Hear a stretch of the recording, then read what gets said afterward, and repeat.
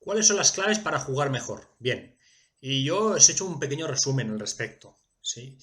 Y bueno, vamos a hablar de los puntos principales. El primer punto es pensar correcta y eficazmente. El segundo, los dos secretos para progresar. El tercero, el aprendizaje activo. Cuarto, crítica interna. El quinto, el sistema. El sexto, la mejora del cálculo de variantes. Y el séptimo, prepararse en condiciones de competición. Vamos a ir a por el primero. ¿A qué nos referimos con pensar correcta y eficazmente? Mirad, lo primero que hay que pensar cuando vemos que ha jugado mi rival es qué amenaza la jugada de mi rival. ¿Qué es lo que pretende? ¿Cuál es su idea? Y luego determinar si esa idea es válida. Si me está amenazando un caballo, pero en realidad no se lo puede comer porque me lo amenaza con una pieza clavada, pues no me tengo que preocupar. Pero normalmente, si se genera una amenaza, es por algo. ¿Sí? Muchas veces cuando en realidad nos debería de tocar, como no nos apetece, porque no nos apetece pensar y no nos apetece ponernos a defender, porque es engorroso, porque no nos gusta, por lo que sea, invalidamos automáticamente la amenaza del rival, ¿no? En nuestra mente. Pero yo sugiero que no lo hagáis, porque realmente ahí está la mayoría de los errores que cometemos. En cuanto alguien nos hace una amenaza, primero a veces que no nos damos ni cuenta, entonces por eso hay que fijarse, y luego a veces que lo vemos y pensamos, bueno, es igual. Pues bueno, es igual no, porque generalmente ahí vienen nuestros errores por los que perdemos. Luego, el siguiente punto es analizar cómo ha cambiado la posición. A veces una posición estaba de una manera, había un alfil que defendía un punto, se mueve para atacar otro punto, nos parece que ese es un gran ataque, pero al hacer un trabajo dejas de hacer otro. No hay una mejora 100% en una posición. Siempre mejoramos en algo para empeorar en otra cosa. Entonces siempre hay que fijarse en cómo ha cambiado esa posición, qué casillas tengo ahora libres, qué casillas no están atacadas, qué casillas no están defendidas, por ejemplo, ¿no? Luego, después de ese análisis, que es un poco corto, es pequeño, hacemos un análisis objetivo de la posición. Debemos ver, bueno, cada vez iremos incrementando la valoración y el análisis que podemos ir haciendo, ¿no? Pero podemos estar en cuanto, primero, ver el material que tenemos, ¿no? ¿Cómo vamos de material?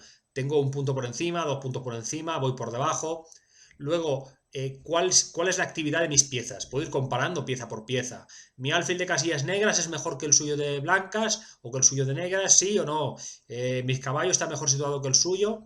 ¿Sí? Ese análisis de la actividad es bastante interesante y funciona bastante bien porque así podemos resolver si nos interesa cambiar alguna pieza o si queremos llevar algún otro tipo de plan de mejora de nuestras piezas, ¿no? Ver cómo están varios parámetros, ¿no? La seguridad de nuestro rey, no sé, el dominio de columnas y filas. O sea, hay un montón de temas que se pueden analizar cuando vemos una posición y debemos hacerlo lo más objetivamente posible. Eh, no pensar que estoy mejor simplemente porque me toca jugar, ¿no? O porque soy yo. El siguiente punto sería trazar un plan. ¿De acuerdo? Hay muchas formas de plan. Este es otro de los temas que tienen que ver con por qué no se debe jugar tanto rápidas, claro. En rápidas no se trazan planes, se reacciona tácticamente, ¿no? Y en este caso, en cuanto a trazar un plan es importante. Eh, Hay muchos tipos de planes. Primero hay planes típicos de apertura, que no es una cosa que nosotros tendremos ir investigando cuando estudiemos aperturas. El de desarrollo de piezas. También basados en los tipos de centro. Si es un centro abierto, si está cerrado, si es estático, si es dinámico. En las estructuras de peones. Hemos nosotros ya trabajado la estructura de peón aislado, la de peón doblado. También hemos mirado algo de peones colgantes, ¿no? Pero hay muchos más. Estructura Maroxi, Erizo, Dragón, Borslaski, hay un montón. ¿Sí? Hay unas 15 principales más, bueno, que se acaban complicando y son muchas más.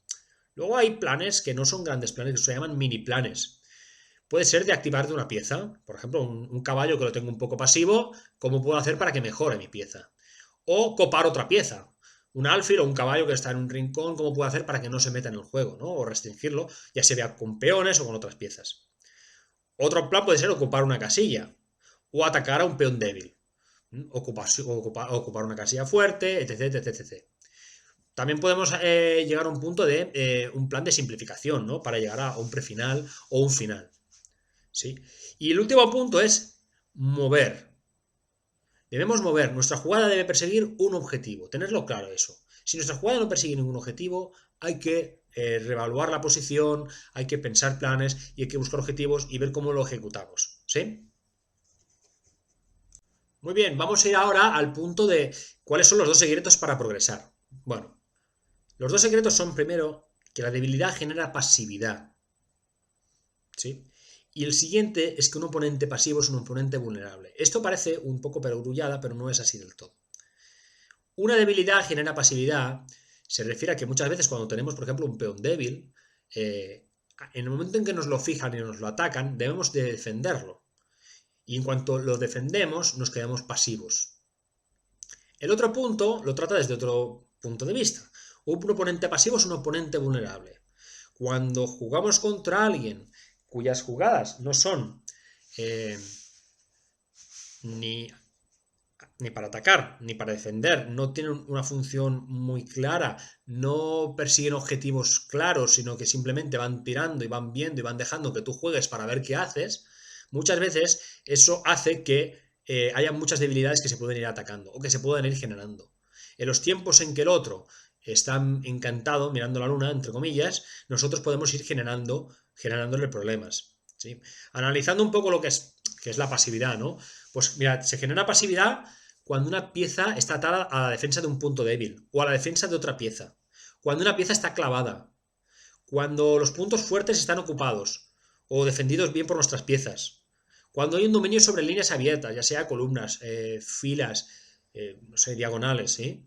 Cuando hay una restricción de movimientos, generalmente con peones, que no dejemos que el otro que mueva, ¿no? La cosa típica es cuando abanicar un caballo, que significa que un peón restringe los sitios donde puede ir. O cuando nuestras piezas quedan obstruidas, ¿sí? En general también el hecho de que uno de los contendientes juegue con poco espacio, esa falta de espacio también suele generar pasividad, ¿sí? Porque tiene menos sitio para moverse y cuesta más que encuentre jugadas activas. El siguiente punto, lo hemos comentado antes, es el tema del aprendizaje activo. Se basa mucho en el alumno y no en el maestro. Hay que hacer, tenéis que hacer las cosas. Y dice, es un aprendizaje que es orientado, en el sentido de que yo os voy un poco diciendo hacia dónde hay que ir, pero que no deja de ser vosotros. O sea, si yo os propongo un ejercicio y vosotros lo podéis hacer de una forma en que sea más activo, mejor.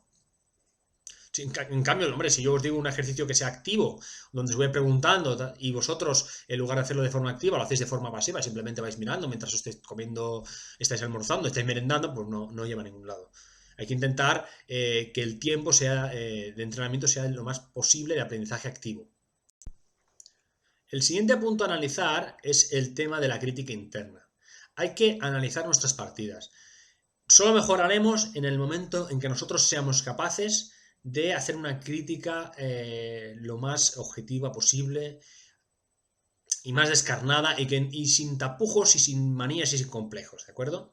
Analizaremos tanto aspectos técnicos, en el sentido de decir, ostras, que, por ejemplo, tengo un problema en los finales de peones porque no los sé calcular bien, o no tengo bien asimilados los conceptos en los finales de torres, o en medio juego me doy cuenta de que en el momento de dominar una columna no sé hacerlo y no sé hacerlo correctamente. Técnicamente no sé luchar bien contra el peón aislado. Hay un montón de aspectos técnicos a tener en cuenta. Y el otro tema es el aspecto psicológico. ¿De acuerdo? Y este yo creo que es el que más se va reiterando y en el que más hay que fijarse y en el que más nos va a hacer mejorar más rápidamente y mejor, ¿no? Aspectos psicológicos los hay de mil tipos, ¿de acuerdo? Ya sea porque cuando juego contra alguien más joven que yo o un niño, por ejemplo, no me esfuerzo nada porque no me motiva, porque tal. O cuando tengo la partida medio ganada, dejo de pensar. O cuando hay un momento que estoy cansado de la partida y tendría que calcular más, hay un momento que hago la primera que se me pasa por la cabeza porque psicológicamente no me apetece, soy un poco perezoso y no me gusta esforzarme, ¿no? Son el tipo de cosas que hay que ir analizando. En cuanto a la partida pura y duramente hablando, vamos a hablar de varios momentos. Primero, el momento previo, ¿vale? Nosotros tenemos que hacer bases de datos con nuestras partidas. Puede ser en función de mil cosas. Puede ser ganadas, tablas y perdidas, las que he jugado con blancas y las que juego con negras. Las clasificaciones son variadas.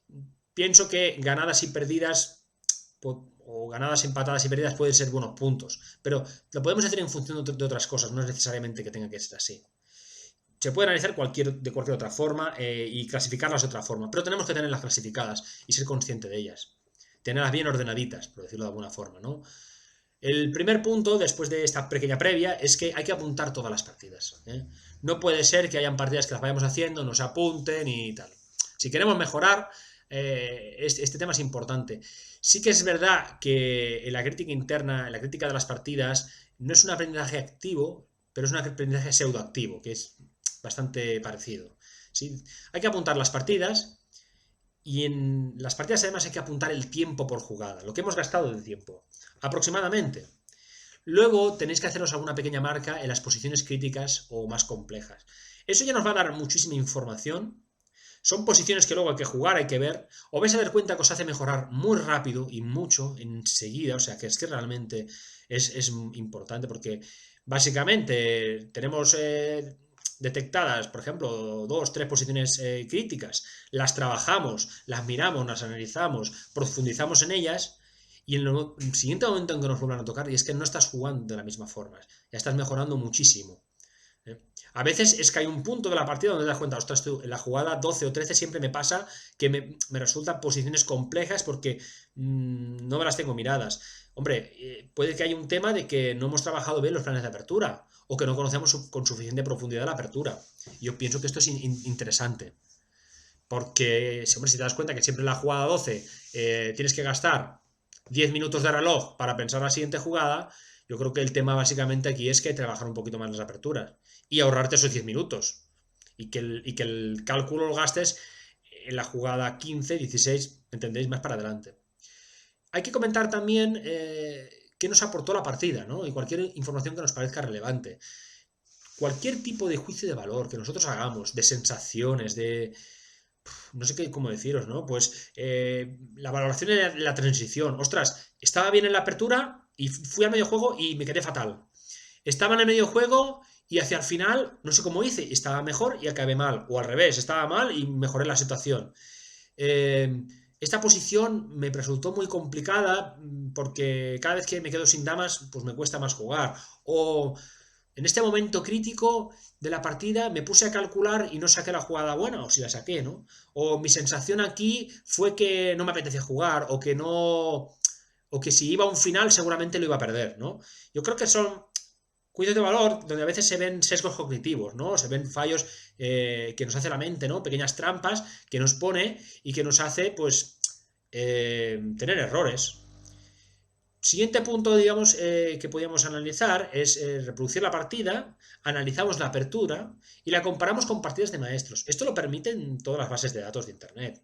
O sea, si tú pones tu partida en Chess24, tienes a veces un pequeño librillo donde ves un montón de partidas de otros referentes que las puedes analizar. En Chess Games, igual. En Lichess, igual. Entonces, es bueno fijarse en cómo lo juegan otros y analizar los planes de apertura que han tenido. Y si hemos entrado en una línea conocida o desconocida, si hemos entrado en una línea más principal o una menos principal.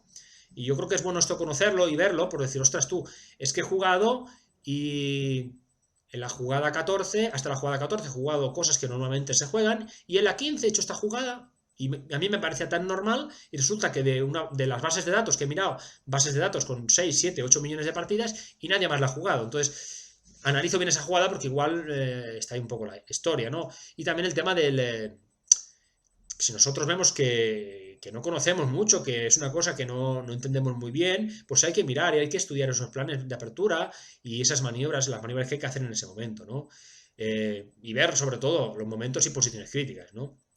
Debemos analizar si las valoraciones fueron correctas. O sea, yo, por ejemplo, en un momento dado me paro y digo, aquí mi sensación es que estoy mucho mejor.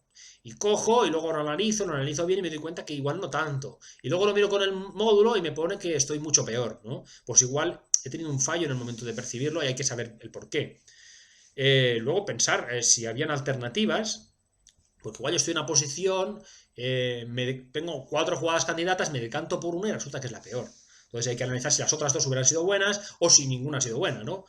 Y luego debemos desarrollar esas variantes que nosotros pensamos en esa partida, pues decir, ostras, mira, aquí con dama h3 me hubiera quedado, yo estuve pensando entre dama h3 y torre f4, y al final me decanté por caballo g5, bueno, y es importante en ese momento, cuando estamos en la tranquilidad del análisis, pues analizar la jugada hasta el final, y esto hay que hacerlo sin el módulo, ¿de acuerdo? Es importante no usar el módulo e intentar tirar lo máximo posible, sin módulo, ¿sí? Sin la ayuda del ordenador.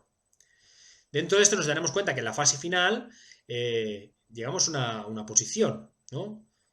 En la que perdí o la que gané, donde la cosa se decantó un poquito, ¿no? Donde la cosa acabó de decantarse hacia un lado o hacia otro. Entonces es bueno que aquí entrenemos esa posición. Si la he perdido, la entreno para ver si soy capaz de revertirlo, de ganarla. Y si mi rival pues ha tenido un error grave, pues intentar hacer la buena del rival, intentar jugar esa posición sin el error del rival. ¿De acuerdo? O sea, si la he ganado, si la he perdido, jugarla, y si jugarla así, y si la gané y he detectado el error del rival, arreglar ese error del rival, intentar jugarlo.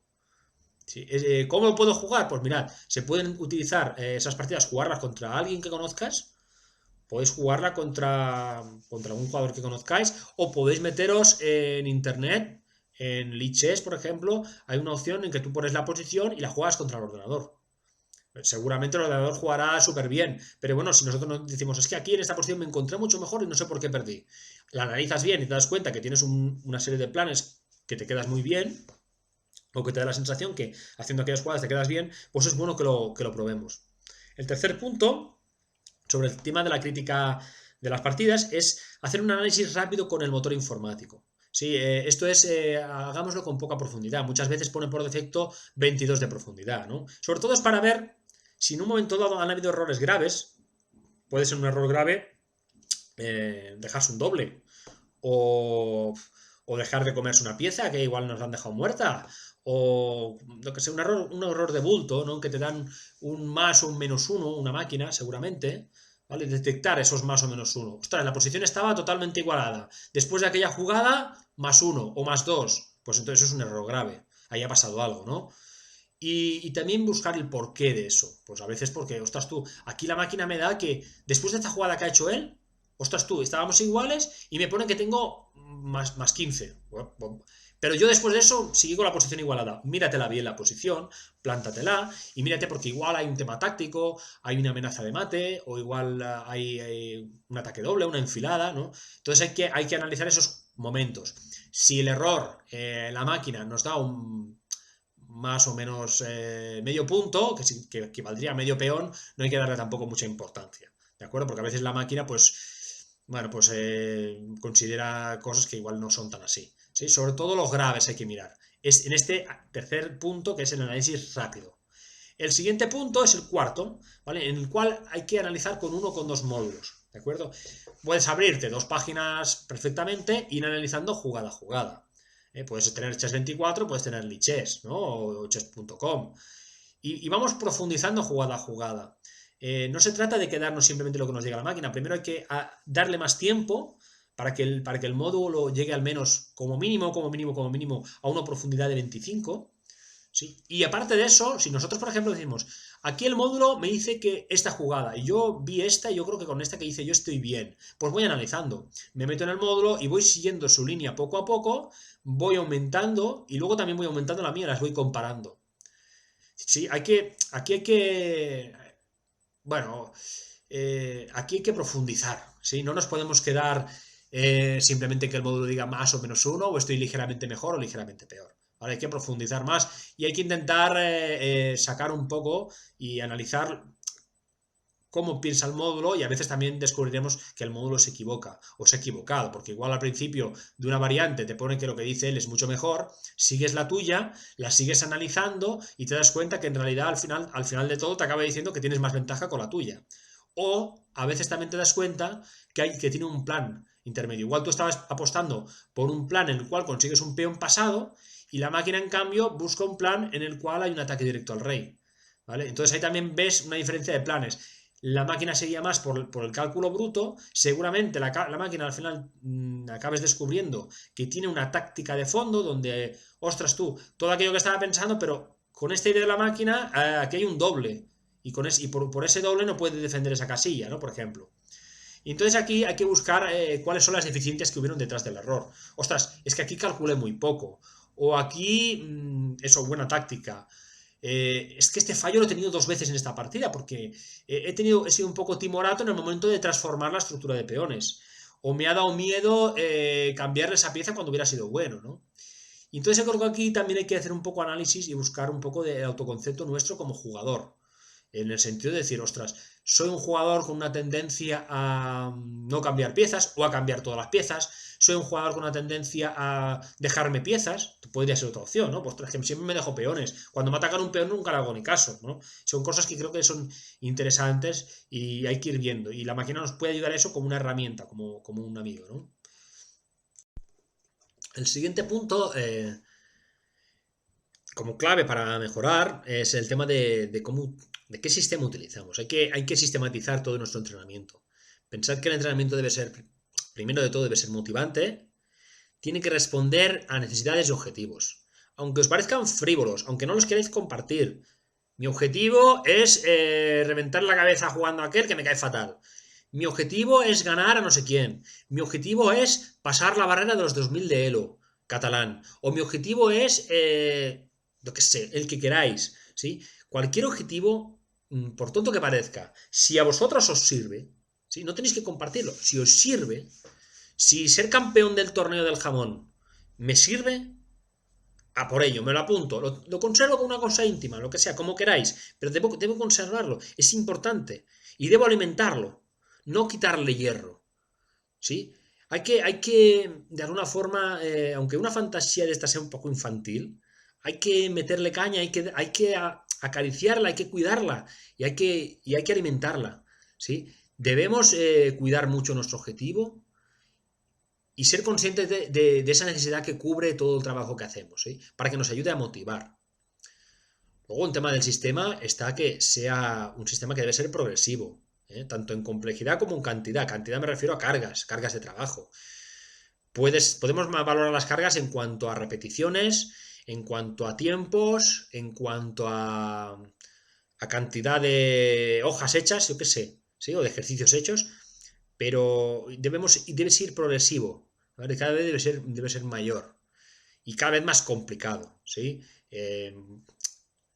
A veces lleva al punto de que es un poco acordeón, porque nosotros igual hacemos mucho al principio, mucha carga de cosas poco complicadas, y poquito a poco podemos ir bajando la carga y aumentando la complejidad, ¿no? Como una forma de aumentar la intensidad. Luego que debe ser eficiente. Mirad, para esto se quiere un entrenador, yo creo que al final es para lo que lo queremos, ¿no? Hay una cosa que se llama principio de Pareto, en el cual explica que hay que enfocarse, hay un 20% en el que hay que enfocarse para que nos dé un 80%, ¿sí? ¿Qué sentido tiene a lo mejor estudiar finales de, yo qué sé, el final de Alfil y Caballo 30.000 veces y tenerlo a la perfección si nos va a salir una vez cada 300 partidas? Y en cambio nosotros analizamos y decimos, es que los finales de torre nos salen siempre, siempre. O en el 80 o el 90% de los finales son finales de torre, que es la realidad, el 80% de los finales son finales de torre. Pues en muchas bases de datos, ¿no? Pues entonces, escúchame, hay que enfocarse en eso, ¿sí?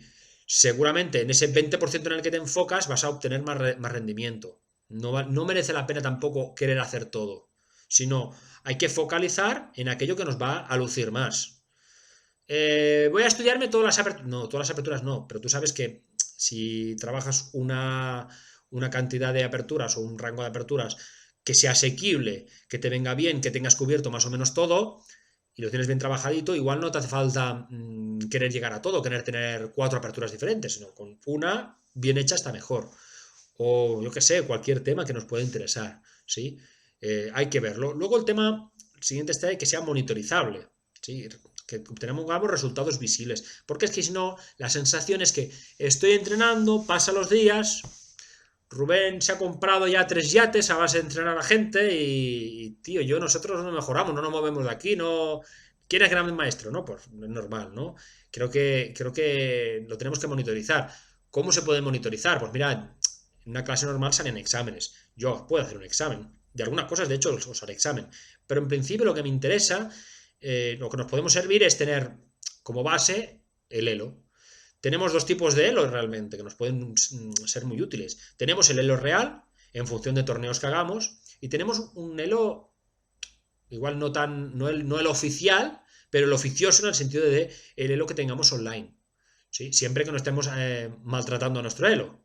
Pero podemos utilizarlo como base y hacernos una pequeña gráfica y ver si después de la primera semana nuestro Elo ha subido, si no, si en la tercera subió, si en la cuarta subió, si en la quinta pegó un pequeño bajón y luego repuntó en la séptima. Y esto es importante, porque así somos un poquito conscientes de nuestro avance.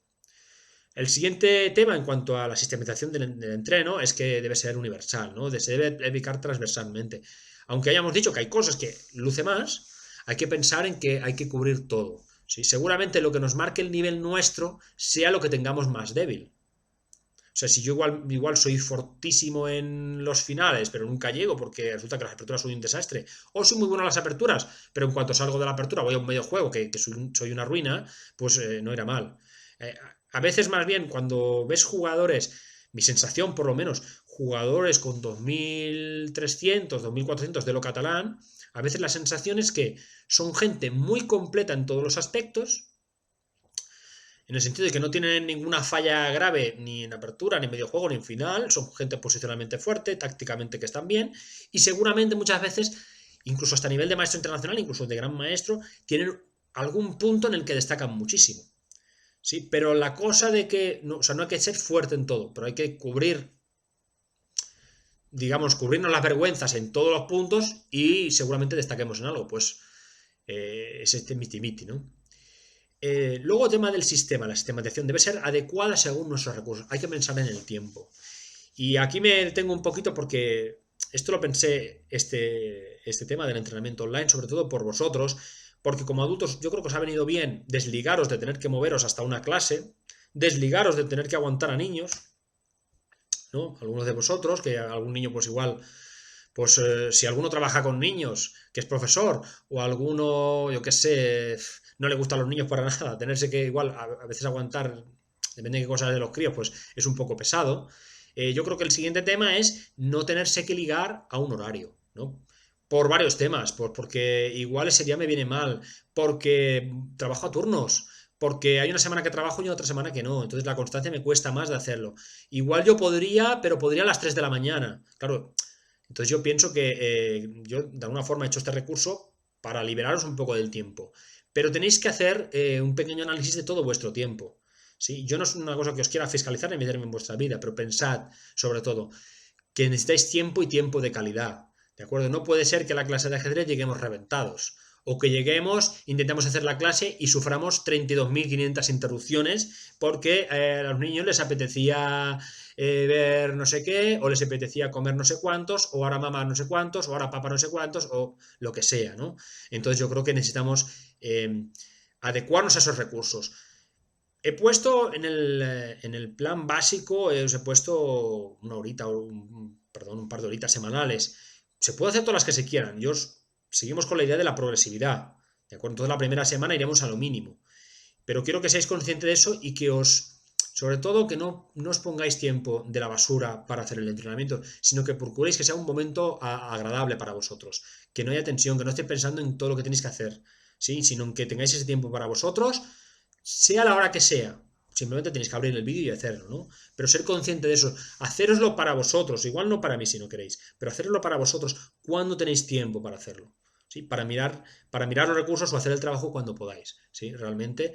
Y ser un poco honestos, ¿no? Si voy a tener 2 horas y no voy a tener 5, no me programo 5, porque no voy a poder. Siguiente tema es también está relacionado, ser realista. Realista con nuestros recursos, en el sentido de decir, ostras, que no tengo tiempo, o tengo más o menos tiempo, lo que sea. Y realista en el sentido de decir, bueno, es que igual, bueno, mi objetivo había sido ser gran maestro y retar el año que viene a Carlsen en la final del campeonato del mundo. Pues escúchame una cosa, baja un poquito, y planteate un objetivo más a corto alcance. ¿Vale? Un proyecto de cualquier cosa normalmente son de 2 o 3 años. que yo digo, mira, me quiero hacer un objetivo a 2 años. Me parece estupendo, chicos. O me quiero hacer un objetivo más cortito a 1 mes, o a 2 meses, o a 6 meses. Estupendo también. 1 año, estupendo. Pero poneros el objetivo que sea realista, ¿sí? Si puede ser en función a vosotros, mejor. Si mi objetivo no es sobre resultados y es un objetivo sobre no resultados exteriores, sino resultados interiores, es decir, si mi objetivo es decir, quiero poder jugar la apertura sin estar estresado, porque la sé jugar, la quiero poder jugar sin calentarme la cabeza hasta la jugada 15 o 20, o hasta la 15, mejor dicho, ¿no? O hasta la 12, da igual. Pues me lo pongo, porque ahora mismo domino hasta la 5, pero ahí me quedo. O quiero poder dominar los finales de torre, o quiero poder dominar los finales de peón, y que me sea más fácil, que ahora mismo no los entiendo mucho y me cuesta. Yo creo que son objetivos en ese sentido más realistas y que tienen que ver con vosotros pura y duramente. Si piensas en objetivos que dependan de los demás, como quiero ganar tal torneo, pues igual tienes el nivel para que hace 1 año o 2 años hubieras ganado ese torneo o hubieras quedado primero de tu categoría, pero resulta que este año se han presentado 10 grandes maestros y no rascas bola. Pues hijo, es normal, ¿de acuerdo? Entonces hay que ser un poco realista en ese sentido. Luego el siguiente punto del sistema es que sea planificable por afinidad. Hay que tener en cuenta todas las materias y es que estén relacionadas, ¿sí? Yo intento relacionaroslas para que más o menos las cosas no estén desligadas, ¿sí? Evidentemente, si sois constantes es más fácil. ¿Cuándo no puede ser esto tan sencillo? Pues cuando, por ejemplo, yo igual llevo 3 semanas explicando finales de peones, alguien ha faltado y entonces de final de peones me voy a explicar una apertura en la cual se llega a un tipo de finales de peones que está relacionado. Claro, si no habéis venido, pues yo no puedo hacer nada. También para eso estos vídeos, ¿no? Para que no tengáis que estar asistiendo a todo. El siguiente punto a tratar es el tema de la mejora en el cálculo de variantes. Mirad, en cálculo de variantes tratamos tanto la visualización como la visión espacial como la comprensión de una posición. Y hay 4 reglas que lo rigen. La primera es la persistencia. ¿De acuerdo? No hay que abandonar. No hay que abandonar ni en el entrenamiento, ni en el tiempo de entrenamiento que tenemos, ni tampoco pensar dentro de la partida. Es muy fácil. Estoy calculando, me canso y digo, ah, la porra. Hago la primera que me parece por la cabeza, ¿no? Entonces hay que persistir. No hay que abandonar, no hay que rendirse. Luego hay que intentar que el aprendizaje sea activo, es una cosa que ya hemos dicho. Intentadlo, sobre todo para el cálculo, intentar hacer vosotros.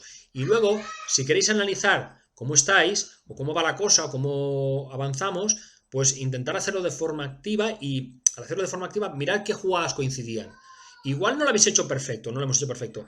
Igual os habéis quedado en la jugada 5 y ha seguido el cálculo hasta la 12. Pero bueno, y es una buena forma de valorar el progreso, ¿no? La siguiente regla, la tercera regla, es la constancia. Otra vez la constancia. Hay que mantenerse en el aprendizaje. Si vamos avanzando y ahora me canso, me aburro, he chocado contra un muro, no consigo avanzar, lo dejo, no vamos a avanzar. Entonces hay que ser constante. Me cueste o no me cueste. Haga más o haga menos, pero hay que seguir. ¿Sí? Todo lo que no sea seguir, pues es un poco perder el tiempo. Y luego la cuarta regla es realizar ejercicios invertidos. Que no os importe realizarlo desde el punto de que ganan o en el punto de que pierden. Hay que hacerlo a veces desde el punto del que pierden, porque así se entrena la profilaxis, que es el pensamiento de defensa. Pero el pensamiento profiláctico es que si yo resuelvo el ejercicio desde el punto de vista perdedor, yo veo luego cómo defenderme mejor, ¿de acuerdo? De alguna forma entreno la mente y entreno la vista para poder defenderme. Muy bien, ¿y cuáles son las técnicas para mejorar el cálculo? Mirad, primero analicemos conceptos. Hay un concepto que es la estrategia. La estrategia estrategia es evaluar la posición y luego formular el plan. Luego está la planificación, que es el proceso donde se utilizan ventajas y se minimizan inconvenientes para alcanzar el objetivo. Nosotros debemos ir a por ese objetivo y ejecutarlo de la mejor forma posible. El cálculo es una herramienta para alcanzar el objetivo. Puede ser proactivo, o sea, yo tengo un plan y desde el plan trazo cómo hacerlo mediante el cálculo, o puede ser reactivo en el sentido de que veo que el otro me está atacando o me está generando amenazas y yo puedo defenderme o contraatacar. Entonces debo calcularlo. ¿Qué técnicas hay para mejorar el cálculo? ¿Cuándo hay que hacer cálculo? ¿Cuándo hay que calcular más? Hay que calcular y cuándo no. Mirad, hay que calcular sobre todo cuando existe contacto entre las piezas. Cuando se ponen en contacto es importante. tampoco hay que calcular solamente ante posibilidades tácticas, ¿eh? También se puede calcular en un momento dado de decir, bueno, voy a pensar, voy a calcular a ver cómo puedo hacer para mejorar la posición de una pieza, para colocar una casilla fuerte, para dominar una columna. Las carreras de peones es un ejemplo buenísimo, ¿no? De cuándo hay que calcular. Y esto es muy bueno, miraremos muchas carreras de peones y lo vamos a ver bastante claramente. ¿Cuándo no hay que calcular? ¿No? Creo que es bueno saber cuándo no hay que calcular para tener más claro cuándo sí hay que calcular, ¿no? ¿Cuándo no deberíamos calcular? Pues en la apertura. Si nosotros tenemos que estar toda la apertura calculando, hay un problema. Hay un problema porque si en los primeros movimientos gasto toda la energía y gasto tiempo, tengo un problema. Hay que trabajar esa apertura y no tener que calcular, ¿no? También no tiene mucho sentido calcular cuando estamos en una posición crítica y llevamos igual 17, 18 minutos pensando y es que ya no, el coco no nos va a dar más. Ahí es un momento para decir, debo decidirme ya. ¿Sí? Cuando veáis que lleváis un cuarto de hora y no salís, tirad para adelante. Hay que tomar la decisión ya, no demoréis más. Y luego también hay que pensar cuando hay una solución práctica. En el sentido de yo tengo dos líneas que probablemente las dos son ganadoras.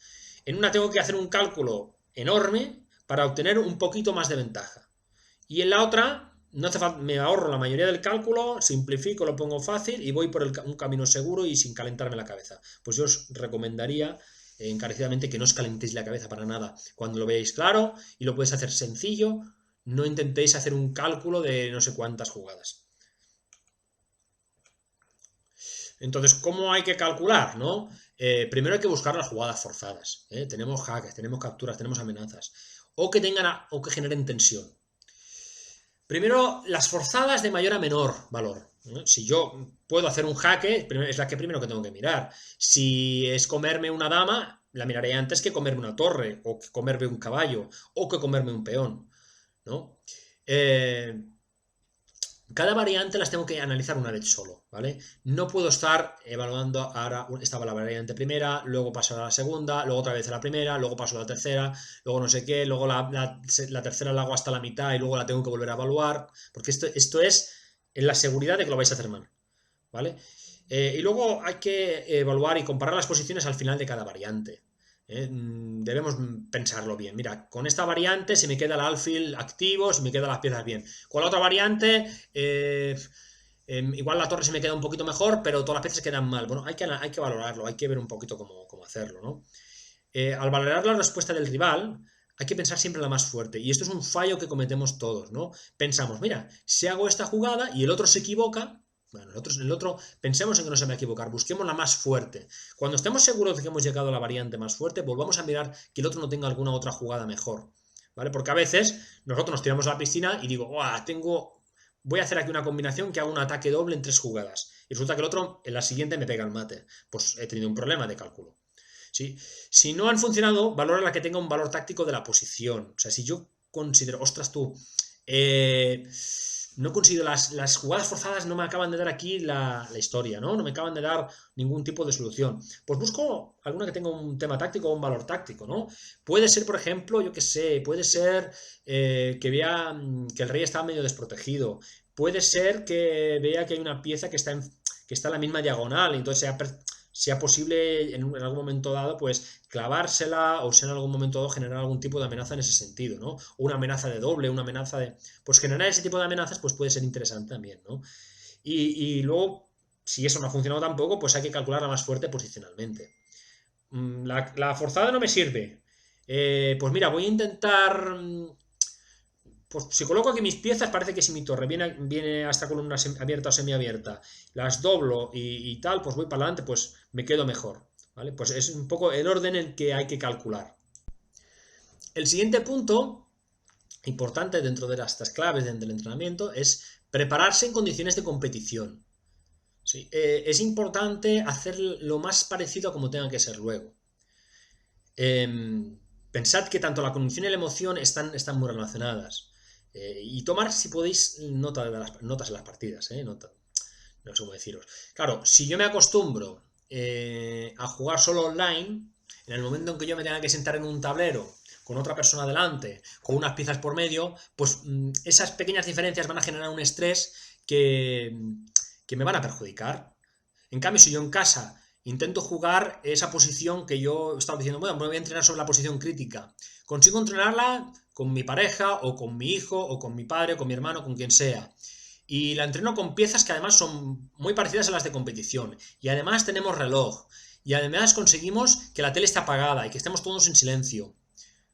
Pues se parecerán mucho a las condiciones de competición, luego será mucho más fácil. Si además yo puedo tener una planilla y apuntarme la partida, en una planilla parecida a la que tenga que tener, se suman muchos puntos, ¿me entendéis? Luego es mucho más fácil, ¿eh? Entonces hay que entrenar todo lo posible en condiciones lo más parecidas posibles a la competición, porque luego eso conlleva que no vamos a tener ese estrés extra. Mirad, otro tema que hay respecto al aprendizaje, hablaremos un poco de la pirámide de aprendizaje, ¿de acuerdo? Donde se ve la diferencia entre la actividad activa y la actividad pasiva, ¿sí? Si la actividad activa es verbal, como puede ser escuchar a un profesor, dice que captamos un 5%. Leer un libro es un 10%. Ver un gráfico, te quedas con un 20%. Ver y escuchar, una demostración, un 30%.